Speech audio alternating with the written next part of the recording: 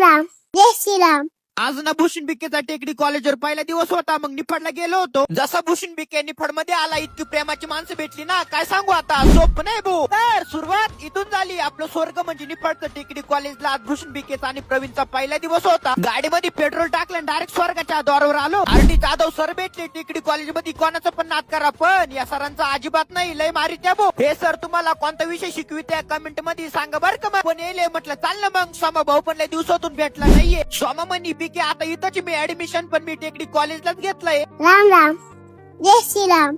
हे बाळ लय म्हणजे लय हुशार रे. कृष्णा सचिन रोहित पण आज कॉलेजवर आले होते. ते म्हणे बिके हातावर टॅटो गोंदलं की काय. भूषण बिकेचं वरती ऍडमिशनचं थोडं काम होतं. त्यात कामासाठी अथर्व वमा आर्यन माझ्या सोबत वरती आले होते. ते काम पूर्ण झाल्यानंतर प्रवीण आणि भूषण बिके निघालच होतो. वैनती विद्यालय समोर भूषण बिकेची प्रेमाची माणसं भेटली. तर भाऊने प्रेमेना पैसे देऊन पण विकत भेटत नाही. त्या भावांकडून निघालो आणि थोडं पुढे आलो. पैशाने तुम्हाला काही पण विकत घेता येईल, पण ही कमावलेली माणसं आहे ना, ती तुम्हाला कधीच विकत घेता येणार नाही. पोरं म्हणे बिके तुला आमचं गाणं ऐकावंच लागल. म्हटलं म्हणा ना मग. दिल पर की जगेंगे मेरे हो दिल जलाई दरिया. संकेत युवराज महेश म्हणी बिके गाणे एक नंबर रे. प्रसाद दादाला टाटा बाय बाय करून डायरेक्ट बस स्टँडवर आलो. बस स्टँडवर तर सगळे आपली मित्रच होती. आपल्याला हे छोटे ब्लॉगर पण इथंच भेटले. भूषण बिकेची काही प्रेमाची माणसं नार्द होतील. जेवढी पण निफाड मध्ये माणसं भेटली होती, कॉलेजच्या घाईमुळे त्यांना ब्लॉग मध्ये घेता आलं नाही, याच्यासाठी क्षमस्व.